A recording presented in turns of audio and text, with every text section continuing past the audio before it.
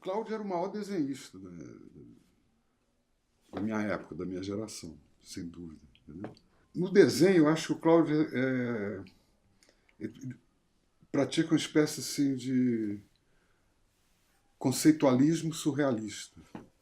Você entende? O vínculo entre o desenho propriamente dito e o título tem uma relação assim estrutural. Você não pode dissociar um do outro. Dentro da perspectiva dele, dentro da fantasia dele, etc. E tal, ele trabalha muito esse jogo da imagem e da palavra, né? Sim. Quer dizer, inclusive, de alguma maneira, a palavra vira imagem e vice-versa, tá entendendo? Por exemplo, tem um trabalho muito bonito dele, que é a Rosa Azul, sim, que começa com rosa, né? E depois o outro rosa, a cor é azul. A palavra e o desenho vêm quase que ao mesmo tempo, né? Ou um substitui o outro, mas às vezes vem ao mesmo tempo. Então são coisas extremamente simples e despojadas. Conheci o Cláudio nos anos 60. Não me recordo exatamente em que situação, mas tinha amigos comuns, que eram o Jorge Paixão, o Raimundo Colares, que eram mineiros como Cláudio Paiva. Colares era de Montes Claros e o Cláudio de Carangola, como também o Jorge Paixão de Carangola. Bem, o Cláudio sempre apareceu no Museu de Arte Moderna, na Escola de Belas Artes, e ficamos amigos. Cláudio tinha um trabalho bastante lírico, bastante poético, que os primeiros trabalhos que eu tomei contato do Cláudio Paiva foram os trabalhos sobre papel com guache e com um colorido forte, poético e com uma técnica bastante apurada, um equilíbrio entre os desenhos, às vezes umas linhas de cor e que se equilibravam formas de um lado ou de outro. O desenho sempre foi uma coisa muito espontânea, vamos dizer assim, a primeira ideia, né? A primeira coisa que vem é o desenho. Né? E o Cláudio, ele tinha isso, o desenho dele ele não raciocinava para fazer um desenho. Aliás, que é uma coisa muito boa, porque é uma coisa que vem diretamente do coração, né? Sem passar pelo intelecto. E o Cláudio tinha esse dom, entende? De se expressar sem intelectualizar, sem querer fazer uma coisa que na época diziam que era, vamos dizer assim, diziam que seria a vanguarda, né?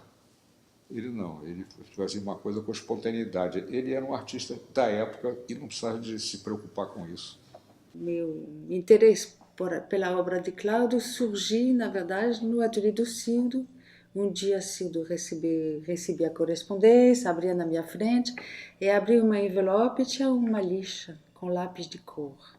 E essa lixa me emocionou muito, então quis conhecer mais. Eu falei para o Cildo, mas quem é esse artista? Nunca tinha ouvido falar, não me lembrava da exposição do CCBB. Não tinha associado o trabalho da lixa com a exposição, mas enfim. E ele me falou, um dia te apresento para você. Então ele me apresentou o Cláudio, morava em Niterói, eu comecei a ver o trabalho dele, a me aproximar, e teve o desejo de fazer uma exposição do trabalho dele.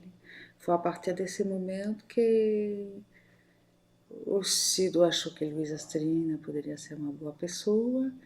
Enfim, falamos com Luísa passou, gostou do trabalho, e nós começamos a organizar essa exposição que foi realizada em 2002. Armadilha para a Tempestade.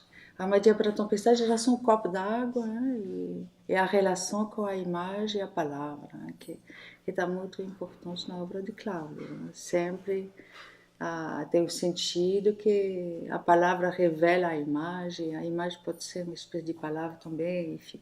Tem o jogo entre a imagem e a palavra, o objeto, a palavra, a imagem e a palavra. Eu acho que o desenho para ele foi uma opção. Às vezes eu cheguei a pensar que é a situação assim um pouco de precariedade, dificuldades materiais, que o desenho foi uma coisa de circunstância. Eu acredito que depois de um certo tempo eu passei a achar que não, que o desenho foi uma escolha, né? Quando ele falava assim, o desenho é a arte mais guerrilheira, eu acho que ele estava exatamente querendo dizer assim que ele tinha escolhido também aquilo ali, quer dizer, o combate dele no plano da cultura passava por esse enfrentamento, levando a relação com essa linguagem até as últimas consequências. Uma coisa marcante também no trabalho do Cláudio é a capacidade dele de tirar as coisas mais simples do cotidiano, os objetos, né? Um pedaço de barbante, um pedaço, uma barra de sabão, tal.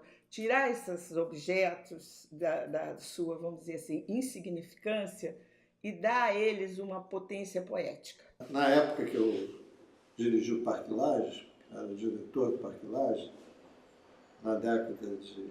no final, meio para o final da década de 1990, Cláudio me parece fazer uma visita.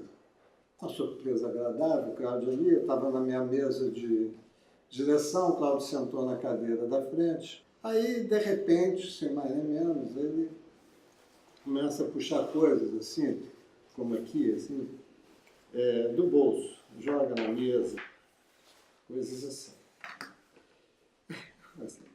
Aí ele faz assim, ele tira os fósforos de dentro, entende? De uma caixa de fósforo, e faz assim. Isso eu lembro perfeitamente. Eu nunca vi direito ele usar mais isso dessa maneira. Mas ele fez de outras formas mais elaboradas. Mas esse aqui foi duas lembranças que eu tenho muito claras. Ele equilibrou a caixa. Aqui. Pegou, tinha um papel, tipo um guardanapo. Isso aqui, exatamente. Eu lembro exatamente isso que eu estou fazendo. Fiz assim. Aí eu falei assim, isso, Cláudio. Assim, é a Maria Preta. Aí eu falei, Maria Preta, como? O cabelo branco? Porque ela está bem velhinha. Ela que trabalhava para a minha família em Carangola. Incrível, Maria Preta. Aí ele me tira também um fio, um arame de dentro do bolso, assim, estica. Pega um lápis, que estava com ele também, e faz assim. Vai enrolando, enrolando, enrolando. Fez isso. Aí ele fez assim. Eu falei, Cláudio, o que é isso? Isso é um multiplicador de infinito. A espiral, que ele depois fez uns desenhos de um multiplicador de infinito. Mas isso ele fez na minha frente. Eu falei, Cláudio, isso são instalações de bolso. Aí ele falou, isso, instalações de bolso. Uma vez eu cunhei um termo para me referir a um trabalho que eu fiz chamado camelô. Mas a expressão que eu cunhei era o miliminimalismo. Um minimalismo ainda mais humilde que o próprio minimalismo, assim, de uma economia radical. E eu acho que as instalações de bolso do Cláudio trafegam por aí. Ou seja, de discurso máximo e com mínimo, assim, economia mínima, né? E isso sempre foi uma coisa que me emocionou, ele extrair leite de pedra, né? A poesia assim, das coisas mais fugazes, irrelevantes, desimportantes, humildes mesmo. Assim. E o Cláudio, era uma espécie de anjo torto também, né? Quer dizer, ele é incapaz de ter inveja, de ter... Tinha admiração, mas isso era tão claro desde o início que não colocava nenhum problema nesse meio tão congestionado de egos. É curioso que, apesar de estar assim, ele muito dentro dele, das coisas dele, das pequenas coisinhas, ele passa até não só uma ideia de que está atento ao que está acontecendo no mundo, mas quase também de uma erudição, tá entendendo? Quando ele fala Ho Chi Minh, pô, Ho Chi Minh era uma figura fundamental, era a Guerra do Vietnã, e ele pega o Ho Chi Minh poeta, não é nem né, o idealizador daquela guerrilha, etc e tal. Ele fala em Oppenheimer, tá entendendo? Ele fala da Guerra Fria. Então, quer dizer, ele pega assim objetos mínimos, né, absolutamente banais, que descarta, por exemplo, pega as caixas de fósforo. Então, por exemplo, ele arma 4 caixas de fósforo, cada uma duplas de cada, e chama-se Guerra Fria. Ali claramente você vê os negociadores da Guerra Fria. Uma vez ele me pediu para fazer um desenho para ele que ele não estava conseguindo fazer. Ele teve uma ideia de fazer uma escultura chamada A Pedra que Chora. E a Pedra que Chora era uma pedra, quer dizer, ele nunca fez um desenho disso, eu que fiz o desenho disso de acordo com as instruções dele, e não sei onde foi parar esse desenho. Mas que era um desenho supostamente técnico, né? Que não, acabou que não... que ele queria apresentar um projeto não sei aonde, etc. E essa pedra, esse trabalho era em homenagem aos operários que morreram na construção da ponte Rio-Niterói. E era uma pedra que saía água. Como saía água, eu não sei exatamente, mas você pode fazer isso tecnicamente. Enfim, era uma pedra de onde minava a água, de alguma forma. Eu gosto sempre de utilizar uma frase que eu usei quando eu apresentei o projeto do Eureka Blind Hotline, aqui para a área experimental do MAN, em 74, 75.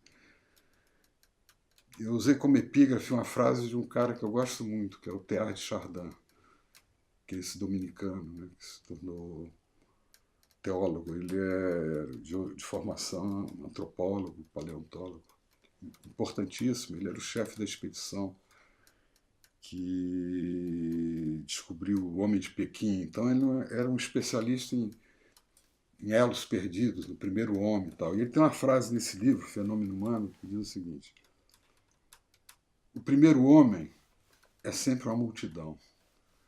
Então não acontece quem fez primeiro. O que acontece é que quando bom, aí tem todo um sistema, mas chega um momento que a consciência começa a cristalizar, uma espécie de consciência coletiva. Uma mesma ideia começa a pipocar em várias longitudes e latitudes. E quando está pronto, essa ideia começa a pipocar aqui, nos antípodas daqui. Tá? Isso acontece em ciências, a matemática, física. Às vezes o cara está lá anos trabalhando num teorema, numa selva aí da Amazônia, e ao mesmo tempo tem um indiano lá trabalhando na mesma questão e chegando à conclusão ao mesmo tempo. Então eu acredito muito nisso. E em arte, então, isso é inevitável. A arte, ela se alimenta de arte. A segunda geração, que é essa do Silda, etc. e tal, já existia uma figuração. Mas eles já não pensavam mais em neoconcretismo. Ainda tinha o Hélio, que servia mais ou menos de ponte, mas não prestava e tal. Então eles começam propondo uma figuração diferente, está entendendo? Quer dizer, muito mais forte e muito mais agressiva, está entendendo? Porque aí porque no primeiro momento era possível fazer assim certas críticas sociais, políticas, etc. e tal, mas ainda de alguma maneira ao nível de pintura, um pouco de objetos, etc. e tal. Já a geração do Sildo já era muito mais difícil, porque ideologicamente a coisa tinha avançado muito, a direita realmente estava poderosa, né, se sequestrava, etc. Então eles tinham que buscar uma outra linguagem. E eu acho que tem também, em termos de tendências ou de escola, uma componente, digamos, conceitual que não existia na anterior. Porque, por exemplo, há muita gente que, o próprio Venâncio e outros, quando comenta o trabalho do Cláudio, né, ele fala de uma certa influência, digamos assim, do surrealismo. Eu até acho que ele, dentro do panorama geral, foi um cara, um artista que criou uma ponte com o Magritte, assim, melhor até do que muitos outros artistas daquele tempo ali. Eu acho também que ele teve influência do pop, influência da história em quadrinhos. O trabalho do Cláudio Paiva é uma ponte para um monte de coisa. Eu acho fundamental, então, enfim, que esse trabalho tenha inserção na nossa cultura, a gente não pode prescindir. É importante situar o trabalho dele também nessa esfera aí que eu diria internacional, né? Quer dizer, alguma coisa a nível de fenômeno planetário. Mas ele também foi muito influenciado por Roberto Magalhães e Antônio Dias, na época diferente. Até tem o desenho do Cláudio com o vassour, 2 vassouras, assim, que foi diretamente influenciado pela La Bruja. Então ele sempre se inspirou no vocabulário formal de outros artistas, mas ele se apropriava e criava o seu próprio dispositivo poético. Eu conheci o Cláudio no MAN, né? Que o MAN tinha aquela cantina ali que todo mundo se encontrava ali todos os dias. O Cláudio já comparecia a esses encontros com menor assiduidade. Mas ficávamos ali conversando, trocando ideias, falando sobre o trabalho.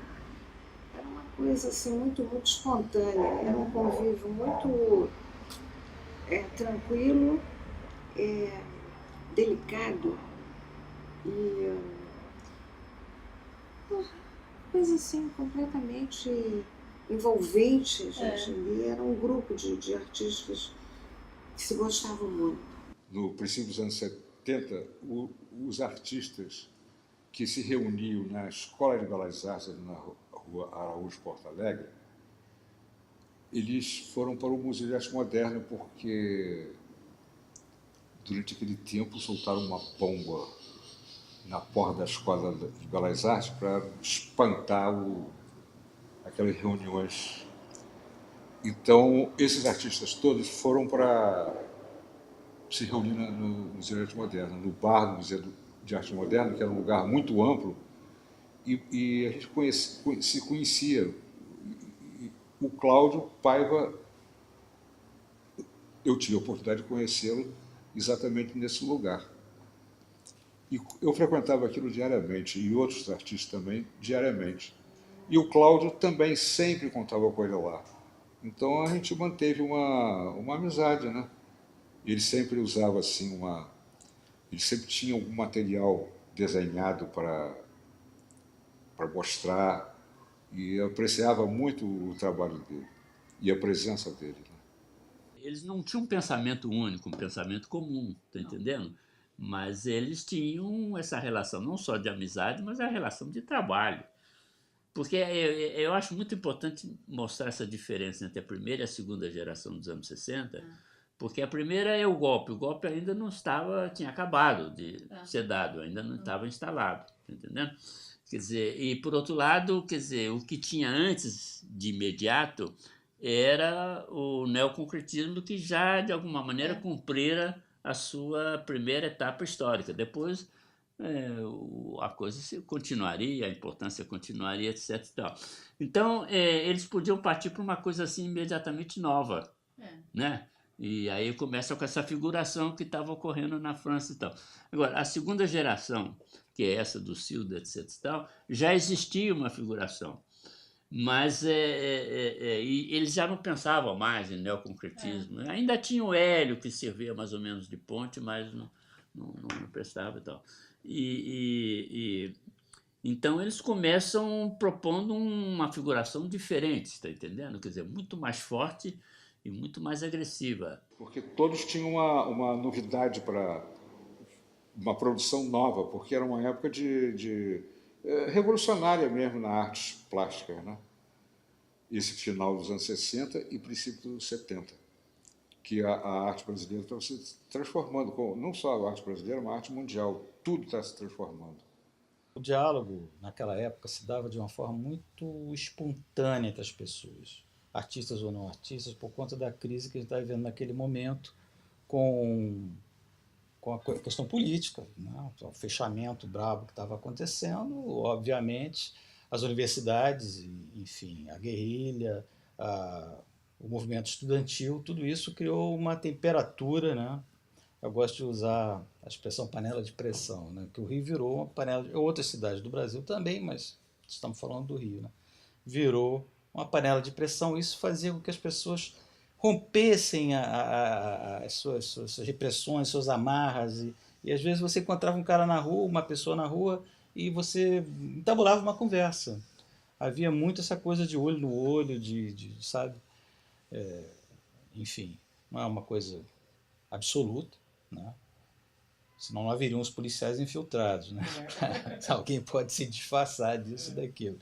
Mas isso era uma característica muito interessante da nossa cultura, porque isso já está na história, eu acho, do Rio, né? Porque tinha aquela coisa política, né, que era muito braba demais, e a gente tinha que fazer, o trabalho tinha que ser feito muito assim nas entrelinhas, principalmente os conceituais, né? Senão não expunha nada, conseguia. A grande sorte das pessoas que pensavam o trabalho assim, de uma forma conceitual era que os militares eram muito burros. Então, eles não sabiam interpretar muito aquilo. Então, alguma coisa passava por isso. Eu participei da Bienal da Bahia, né, com o Antônio, eu fui com o Antônio Manuel, nós fomos para lá, e a Bienal inaugurou e fechou imediatamente. A polícia entrou lá, arrebentou com tudo, furaram trabalhos meus, achando talvez que aquilo fosse uma coisa pornográfica, né? Sei lá. E a gente completamente inocente, sem saber o que fazer, a gente saía fugindo pela rua. Eu penso o seguinte, que essa geração, que é a geração do Cláudio, do Cildo, do Antônio, do Barrio, do Humberto, tá entendendo? É uma geração, eu acho, de uma extrema importância, né? E acho que viveu talvez o momento mais dramático da vida brasileira. Mas a geração em que esse golpe se fez uma coisa realmente duradoura e trágica e violenta foi na segunda metade do ano, que é o ato institucional número 5. Então, isso teve um impacto enorme no trabalho desse grupo. No momento, inclusive, eles partiram inclusive para a rua, né? Como o Barrio, fazendo aqueles trabalhos das trouxas, dos papéis higiênicos, etc. E tal. E é o momento realmente da guerrilha, quer dizer, dos sequestros, está entendendo? Da repressão extremamente violenta da polícia, as greves dos estudantes. E a geração enfrentou isso de diferentes maneiras. E cada um, digamos assim, viveu essa situação de um modo, digamos assim, específico, tá entendendo? Quer dizer, o Barrio fez aquela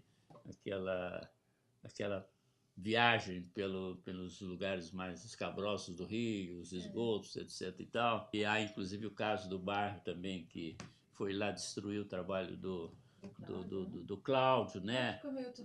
Que ocorreu no salão em que o Antônio Manuel, por sua vez, se desnudou. Eu era amigo do cineasta Onei São Paulo, que estava produzindo e dirigindo um filme chamado Manhã Cinzenta. É uma ficção e um documentário da realidade política naquele momento, dos movimentos de rua, movimento estudantil principalmente, e o Ney como um pioneiro, uma apreensão dessa realidade imediata ali. Ele foi para as ruas com atores, o Sonélio, nosso querido amigo índio, Janete Sherman, entre outros, e capta aquela realidade, aquele movimento de rua, de resistência à ditadura militar que tinha se implantado naquele momento no Brasil. Esse filme toma uma importância histórica justamente por ser uma ficção e essa apreensão dessa realidade em plena efervescência de rua, em plena bombas, correrias, violência. O Ney estava lá com a câmera filmando tudo aquilo e com 2 ou 3 atores juntos naqueles episódios de ficção e da realidade. Bom, o Ney me pediu alguns flãs emprestados, são trabalhos que eu desenvolvia na época, que ele queria incluir no filme, e me chama para ser o ator do filme. Justamente uma coisa que eu sempre contestava, que era um policial, um PM, torturador, uma coisa assim.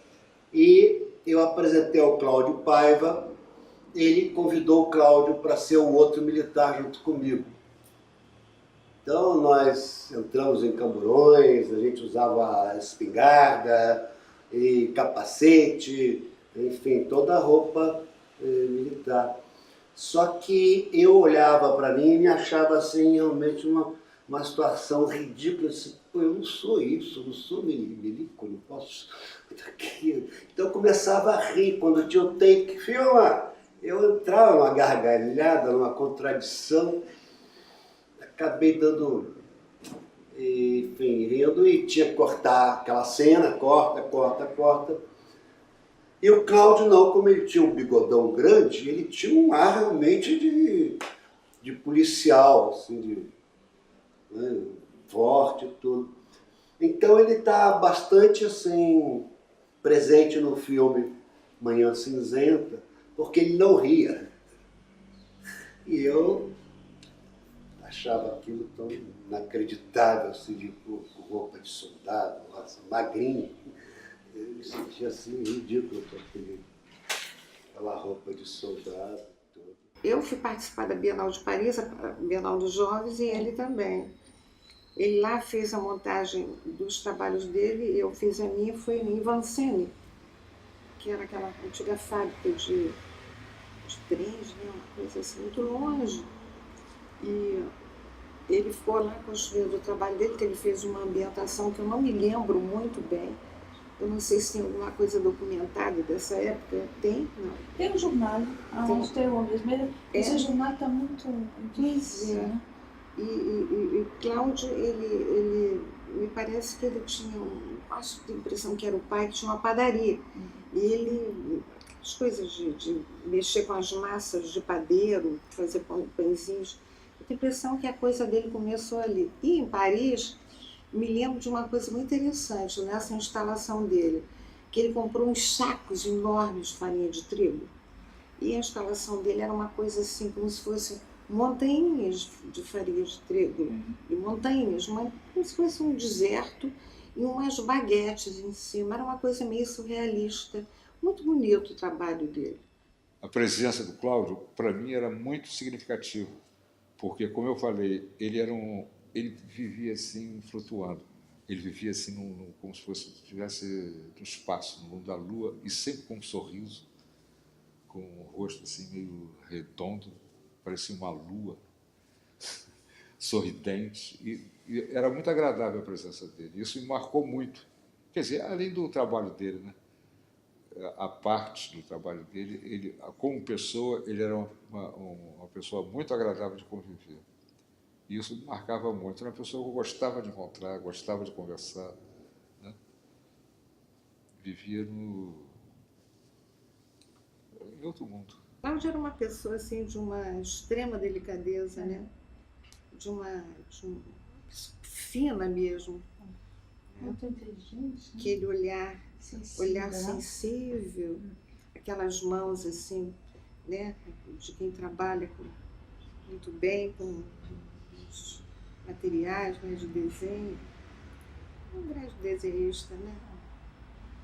Grande desenhista. Eu, particularmente, achava o Cláudio, assim, talvez naquela época o maior desenhista do período, ou até agora comparando com o que se fez, com o que se faz, acho que o Cláudio é um pouco esquecido, né? Por isso ter essa exposição. Exatamente. Né?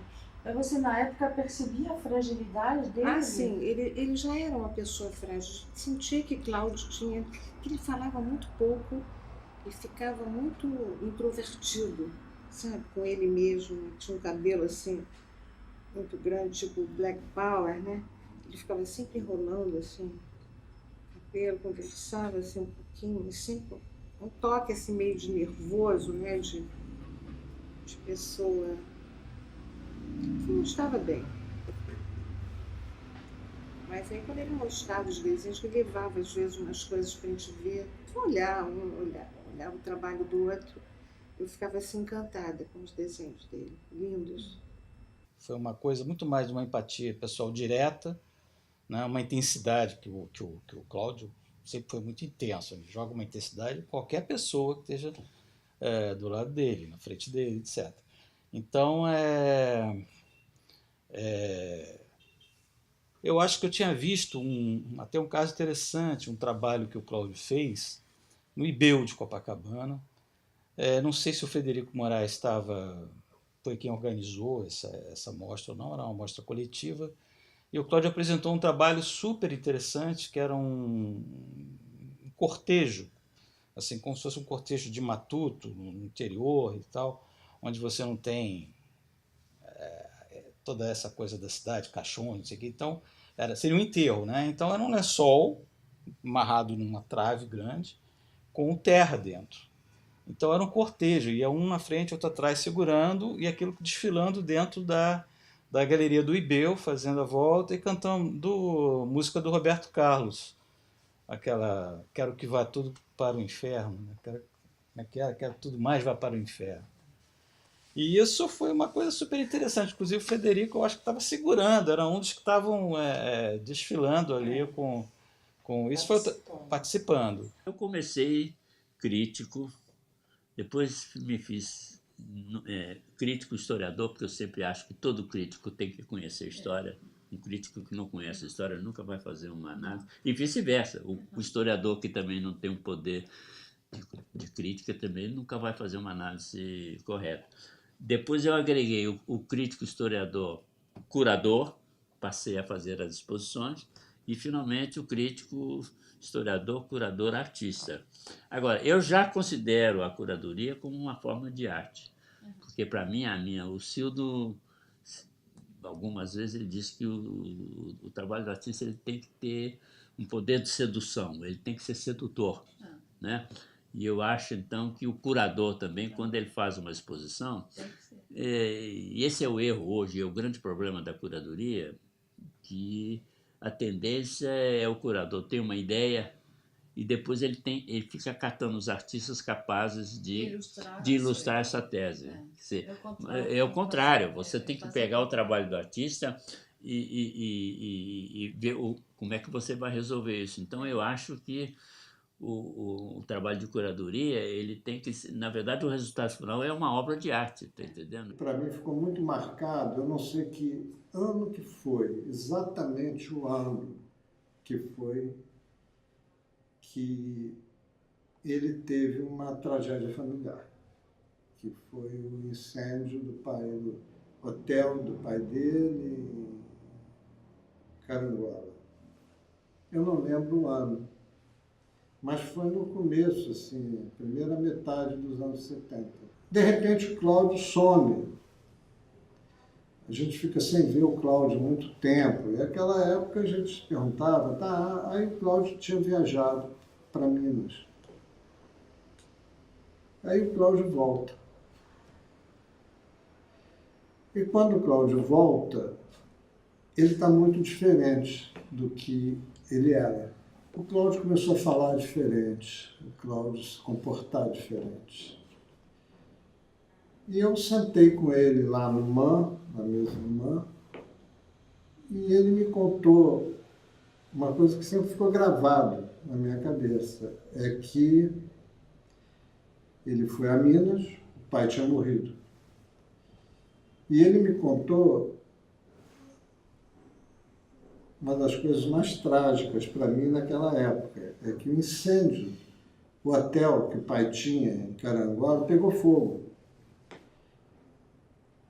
E o pai entrou dentro do incêndio. Ou para buscar alguma coisa, ou desespero, não importa. O pai entrou até o incêndio. E o Cláudio me contou isso com uma voz totalmente diferente e com um comportamento que eu nunca tinha visto o Cláudio. Uma vez conversando com o Colares, no meio da conversa, a palavra loucura veio à tona. Ele estava conversando em Santa Teresa. Então, Não, é loucura. Ele falou, espera aí, Cildo. Em Minas Gerais ele não fala que uma pessoa enlouqueceu. Eu falei, não. Como é que se fala em Minas, cara?